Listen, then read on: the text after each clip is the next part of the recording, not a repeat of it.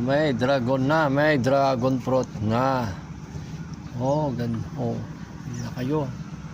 May dragon na dito. Nakalipad na ang dragon. Dumapo na rin sa tindahan. So, ayun. Yan, ang dragon fruit ay kulay, puti.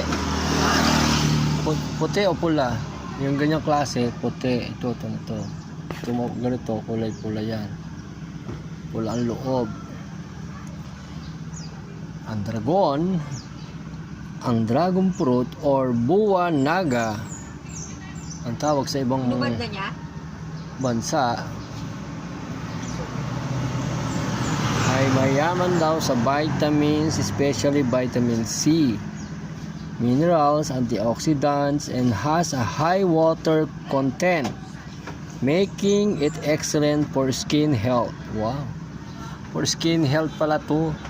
Magandang kutis, kaya magkakain na kayo ng dragon fruit. Pwede din itong nihalo sa mga salad-salad, fruit salad, pampakulay. At mayaman din ito sa collagen. Ang collagen ay nagpapaganda ng skin. More on skincare pala itong dragon fruit.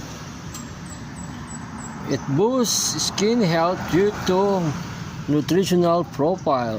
More on skincare. Kain na kayo ng dragon fruit para gumanda ang inyong kutis. Pampaganda ng kutis ang dragon fruit or buwa naga.